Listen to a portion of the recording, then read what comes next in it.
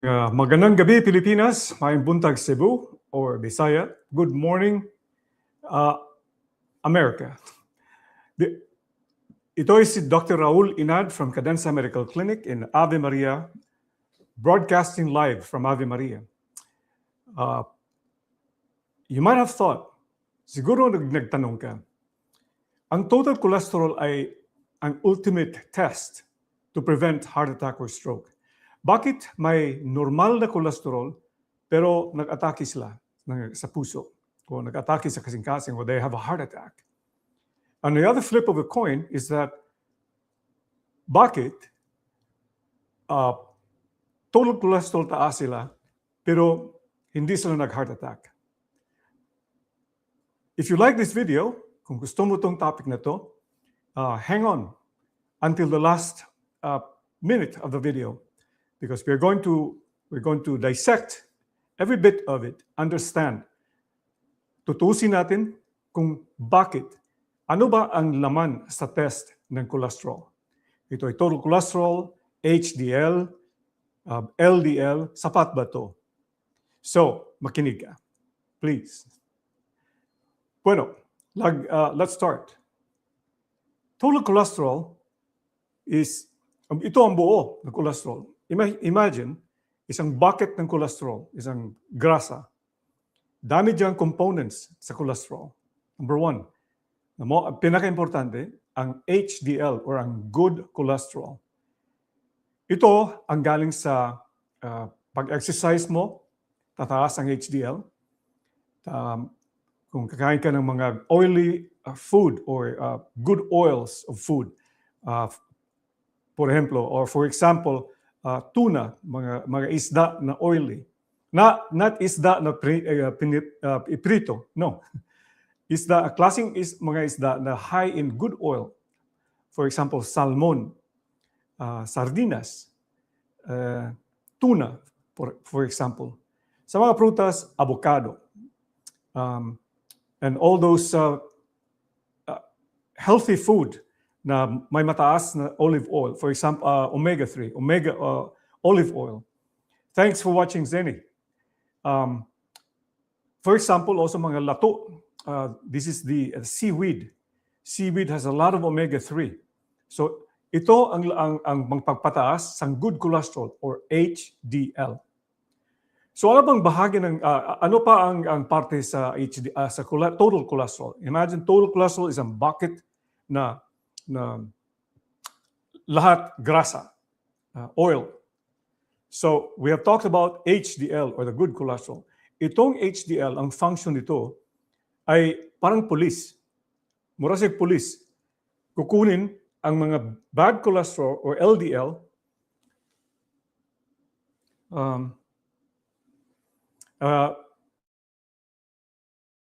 ang bad cholesterol to dump it to the liver. So yan, the good cholesterol is in fact just the one part of the total cholesterol. Ang iba pa, ang bad cholesterol or LDL, hindi lang simple yan na mag-identify ka ng LDL. May large LDL and the small LDL. Itong small LDL ang mas significant. Together with the triglyceride, ito ang pinaka-bad cholesterol. Bad. Because the triglyceride and the small LDL, papasok siya sa fenestrae, sa lining sa endothelium. Ito ang lining sa artery nyo na nag-supply sa heart or tinatawag na coronary artery. Ito pa ang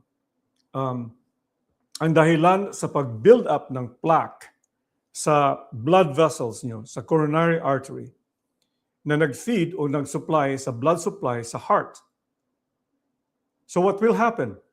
Kung marami siyang cholesterol, especially the small LDL and the triglyceride, papasok siya sa fenestrae, mag-build up siya ng plaque.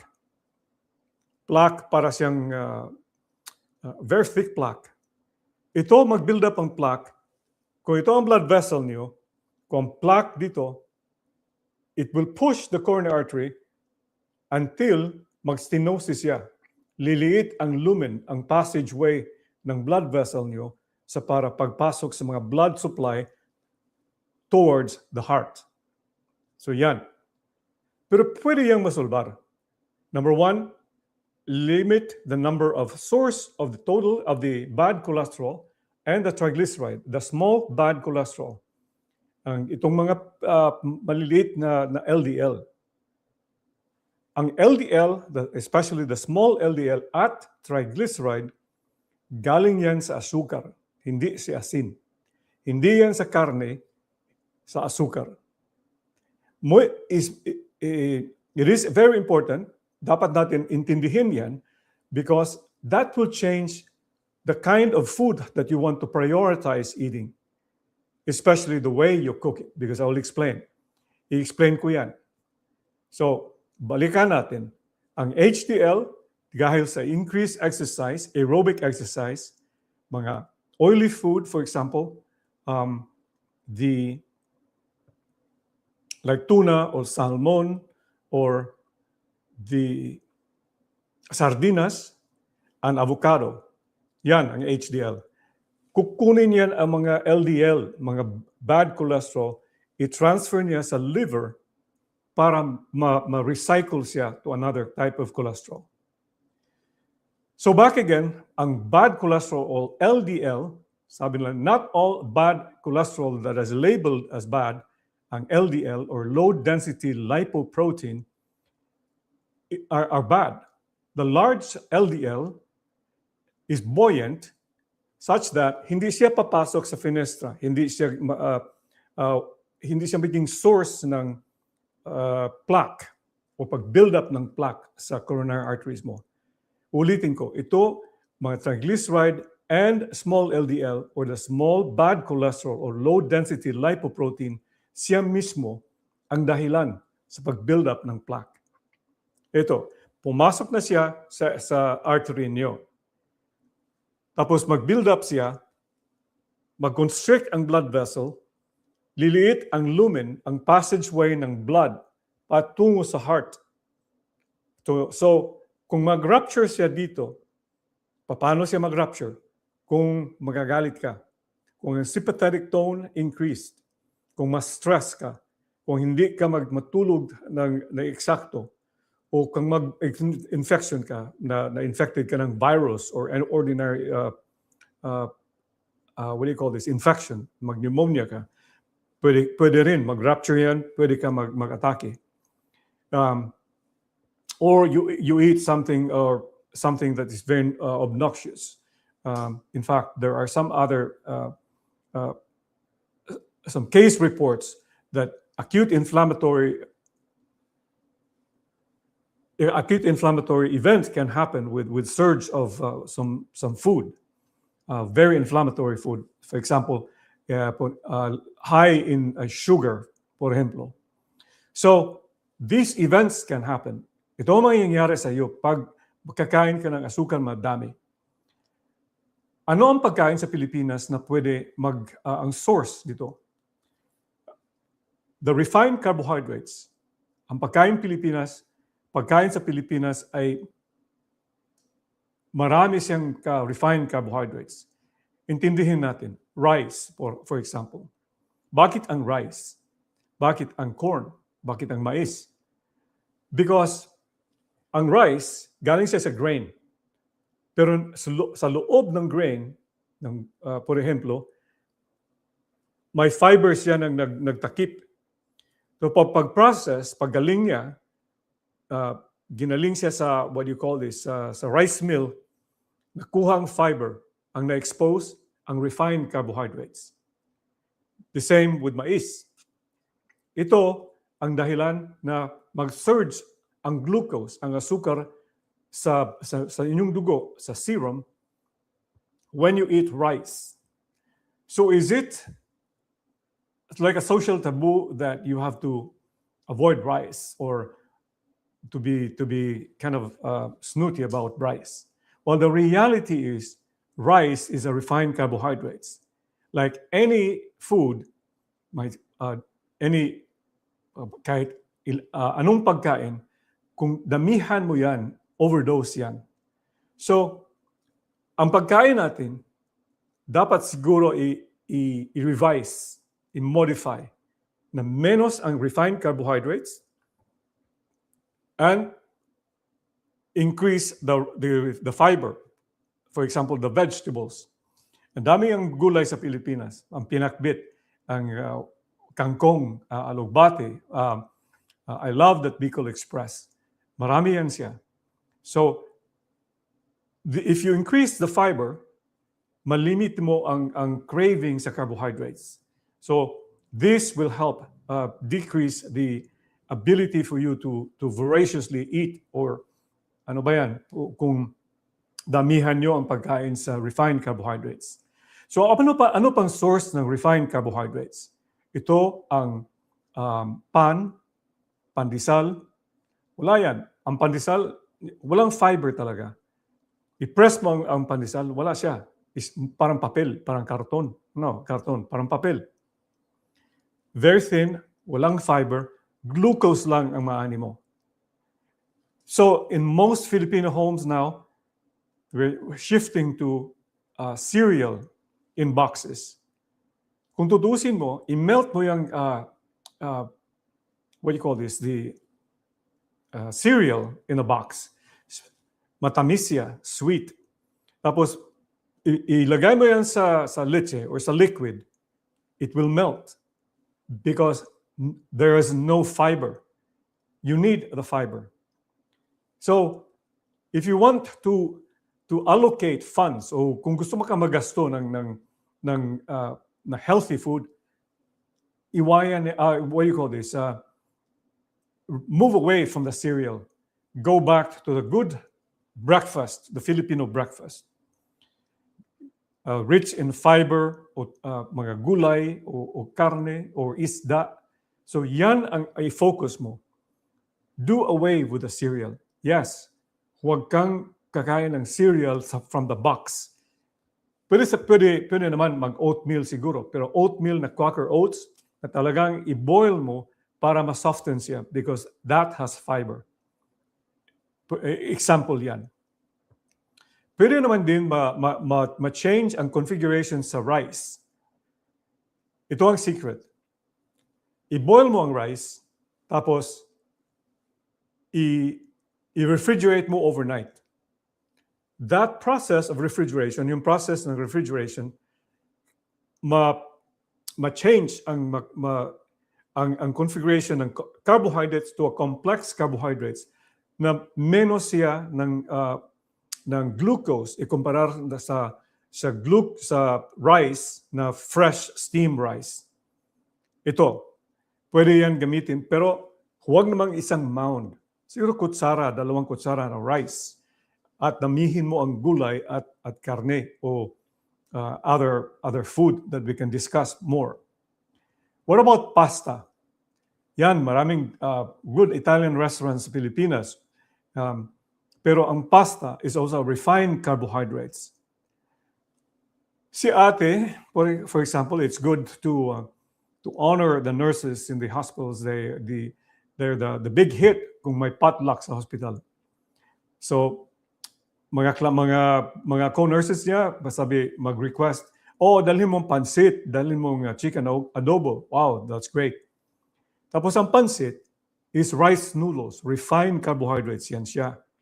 So it would not be a good preferred food to eat every day.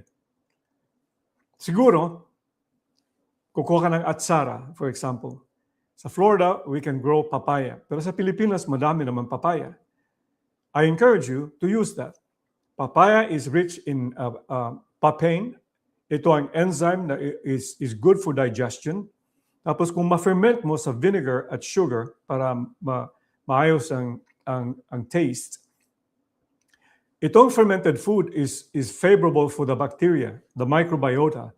This is more healthy compared to just refined carbohydrates.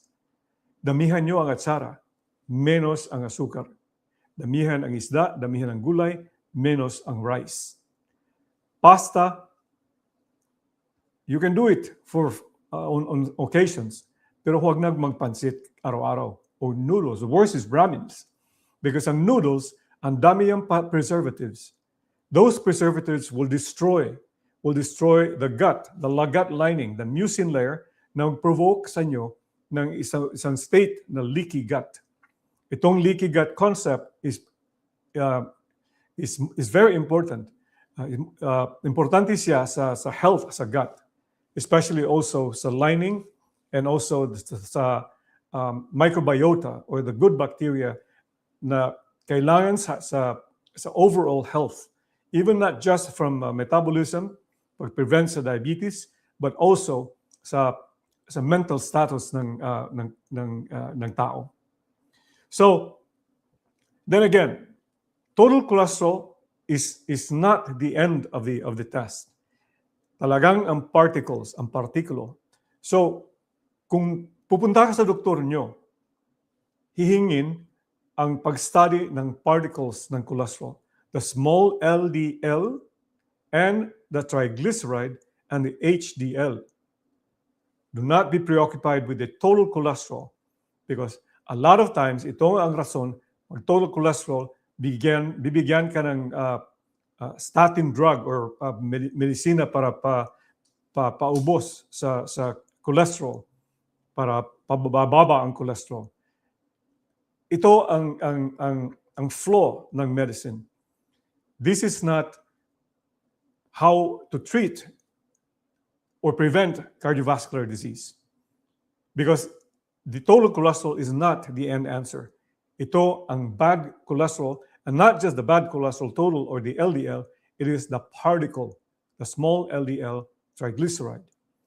Pero ito lang, matest mo ito with a special test called NMR or Nuclear Magnetic Resonance Test. Itong mga speed test sa opisina na mag-describe lang ng total cholesterol or a triglyceride, perhaps it's good to change the attitude.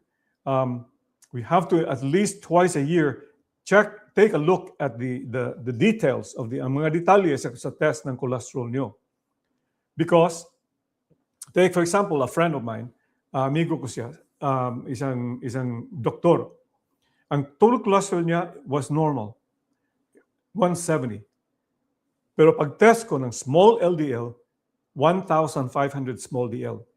Ang triglyceride niya, above 200. It is good to decrease the triglyceride menos ng 150. Pero I told him, tapos ang waistline niya nag-increase kada buwan. He is white, so his cholesterol, his waistline should be less than 40. He's a man. Pero kung Pilipino ka or Asian or Latino, for example, Mexican, ang waistline mo dapat, kung lalaki ka, less than 35.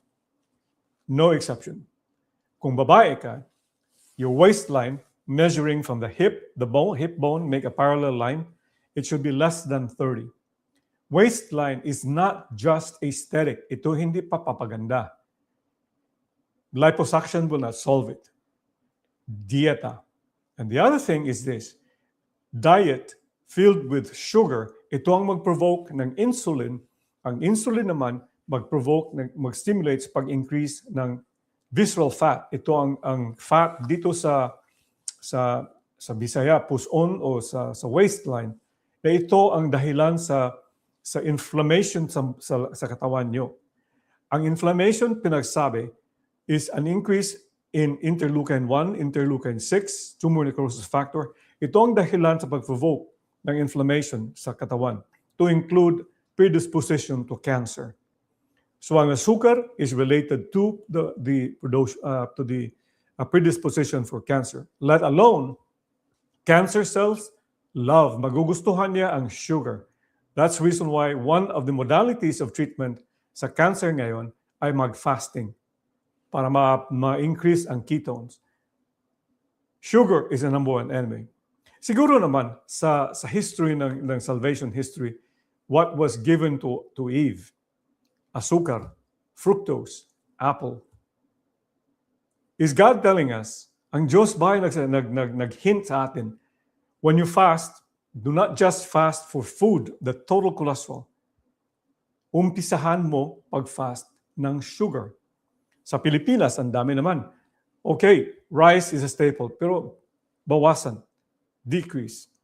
Ang dami ng sugar sa Pilipinas. Bread, for example. Maybe we should start planting kamote, for example. A sweet potato is rich in fiber. It is a good substitute. Magandang substitute siya sa rice. And increase the production of or consumption of vegetables, gulay. In Florida, I grow my what do you call this? My potatoes in pots, so I can get the what do you call this? The kamote tops. Even the mature leaves is good. You can still use that. Dito sa backyard ko sa Florida, at least I have 4 malunggay or moringa, because these are good to make the drink, a tea. Instead of buying Coca-Cola, ang ginawa ko dito, I boil the malunggay and I put a little bit of clove para ma-increase ang production ng mucin. Lagyan ko ng kunting honey para taste. And sometimes I put something else, like spices or herbs. Ito dapat ang drink, ang beverages natin whole day. Malunggay, and make some tea out of anything, like guava, for example. Do away with soda. Itong Coca-Cola, for example, or mga soda natin, rich in high fructose corn syrup. Especially here sa America, ang ginagamit ng asukar, ang high fructose corn syrup. Very inflammatory, very inflammatory. In Mexico, I think they use sugar cane. In the Philippines, I don't know what they use. I'm not so sure. It tastes different. But the soda in itself is deleterious to your health. Ito pa, fruit juice. Fruit juice is an overdose of fructose. Isang asukar na galing sa fruit. Remember Adam and Eve? Manzana. You think it's healthy. You make a fruit juice, or fruit juice from pineapple. Ang problema dyan, may sugar ka, pero walang fiber. For example, a glass of juice has probably needing 4 fruit. That's an overdose of fructose in itself. Pero walang laman, walang fiber. Ang fiber, importante sa paggamit sa pag-process ng fermentation sa microbiome dito sa gut natin. Kung walang fiber, ang microbiome kukuha ng mucin layer sa intestine, and that can also be isang dahilan na ang mucin layer ma-eliminated or ma-decrease, tapos wala siyang production ng butyrate, isang short-chain fatty acid na mag-heal sa leaky gut. So ito ay importante. Fiber and iwasan ang sugar, ang refined carbohydrates, which are rice, corn, maize, pasta, pan, and white potato. Siguro sa Pilipinas, you're eating also French fries. The consumption of French fries in itself, white potato has no fiber. Tapos, if you cook it in deep heat, that will give you a production of advanced glycated end products, or age. Itong age substances maka-provoke ng aging immediately. It will brown your tissue. It will make your blood vessels brown inside. And it can also predispose you to develop cancer, itong age. Especially magsugba ka. We'll talk about lechon later, as long as you can make it really careful na ang meat ng lechon will not become brown. Slow cooking. So I guess the best food there is that I can think of would be the boiling, steaming, for example, puchero, my favorite. And of course, gulay. Now, we talk about this, taking care of the stress, because ang stress ay ang pinaka-importante na dahilan sa pag-increase ng sugar. Sugar will increase the triglyceride, increase triglyceride, increase also the small LDL. Pero paano mababa ang epekto ng stress? Meditation. You inhale, 4. You hold, you exhale, 6. Hold, 4. I-repeat mo yan 20 times. 4 times a day. In the morning, noon, tapos may devotion pa. The Chaplet of Divine Mercy. Sabi, pag mag-inhale ka, you can say, Jesus, no, for the sake of his sorrowful passion, hold, 4. Have mercy on us sinners. Hold, 4. I-repeat mo yan every 3 o'clock. Tapos i-repeat mo yan sa ang meditation before you go to bed. Ang epekto nun, ang vagus nerve nyo matone. The vagus nerve will be switched, the sympathetic tone will be switched to parasympathetic tone. So menos ang asukal. So in conclusion, cholesterol testing is not just total cholesterol because may marami pang mga elements sa lipid, triglyceride, small LDL, and the HDL. Ang small LDL and triglyceride, which is ang pinaka-dangerous na particle, mabawasan kapag bawasan nyo ang sugar. Number 1, anything sweet, refined carbohydrates. Number 2, atindihin nyo ang stress. Mag-meditate ka. Meditation is not just to think about prayer. It also has a physiological effect. May process siya sa katawan, sa cerebro, sa brain na mag-change siya sa sympathetic to parasympathetic tone such that ang katawan mo less inflammatory. So then the question is cholesterol testing, total cholesterol, enough? I would say no. Ask your doctor to look for the particles. Second, is the Filipino food inflammatory? Kung kakain ka ng refined carbohydrates, pansit, noodles, rice, fruit salad, mag-coke ka pa, maghalo-halo, mag-ice cream, iyan inflammatory. Pero marami namang mga pagkain sa Pilipino na very healthy. Gulay, Bicol Express, pinakbit. Marami pa dyan. Puchero, isda. Yan. If I go to the Philippines, itong kakainin ko araw-araw. I'm craving to go to the Philippines. My last trip was like 2006, so I have to go back soon. And again, stress. The only ultimate healing for stress is meditation, guided breathing, and to meditate is unconditional love. Ang unconditional love, ang gugma sa Diyos na walang kondisyon, unconditional love para masalbar tayo. Ito ang lifestyle na pwede ma-augment, ma-maintain para menos ang predisposition mo para to develop heart attack and stroke. I'm rehashing my Tagalog, and I'm hoping I can serve you more. This is Medicine and Faith, live from Ave Maria, Florida, from Cadenza Medical Clinic. I'm Dr. Raul Linad, specialist in functional medicine and regenerative medicine, internal medicine, and clinical lipidology. And I'm a practicing Catholic. Thank you very much.